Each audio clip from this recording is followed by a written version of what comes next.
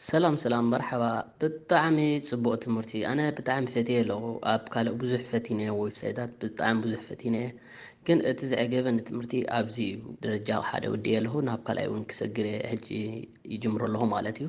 بزخنا كن بطعم صبو تدرس يمانة بهالك فنلندي ثانك يو ሰላም ስመይ ሳሙኤል ኤፍሬም ይበሃል ካብ ሃገረ ነርወይ ኣነ ኮርሳት ካብ ናይ ሚላ ሓውና ወሲደ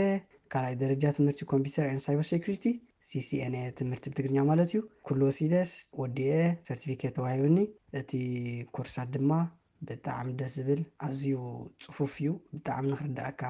ቀሊል እዩ ኣነ ንባዕለይ ተምሃራይ ሳይበር ሴኩሪቲ ኣብ ሓደ ዩኒቨርሲቲ እየ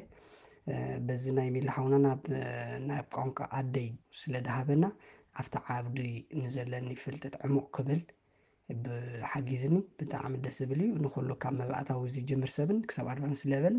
ስለ ዘለዎ ንዝኾነ ሰብ ከዓ ንክወስዶ ይመክሮ ማለት ይቀኒለይ ብጣዕሚ ደስ ዘብል ብጣዕሚ ተሓጒሰ ዝመሃሮ ዘለኹ ኣበይ ነርካ ከመንስ ትምህርቲ እዚ በቃ ሲኢነ ንካልኦት እውን ከምኡ በቃ ከምናተይ ዕድል ዘይረኸቡ ዕድል ንክረኽቡ እዚ ትምህርቲ ዝምልከት ኣነ ኣብ ቀዳማይ ደረጃ ትምህርቲ ኮምፒተር ተማሂረ ኣይ ብዙሕ ጥቂምኒ ብጣዕሚ ማለት ዝኾነ ነቐፌታ የብለይን ኣድናቆት እንተዘይኮይኑ ንካልኦት ነዘይ ኣፍልጦ ነዘይብሎም ብዛዕባ ናይ ኮምፒተር ኣጠቃቅማ ኣፀጋግናን ከዓ ከምዚ ትምህርቲ ክትወስዱ ትኽእሉ ኢኹም ስለዚ ትምህርቲ ካብ ብጣዕሚ ፅቡቅ ቀፅሎ ክብለካ ይደሊ ተስፋ ይገብር ኣነ ከዓ ካብ ቀዳማይ ደረጃ ናብ ካልኣይ ሳልሳይ እናበልኩ ክቅፅል ትምህርቲ ካብ ብጣዕሚ ዝናፍቆ ኣብ ሓፂር ግዜ ከዓ ናብ ካልኣይ ደረጃ ክስግር የቀኒየለይ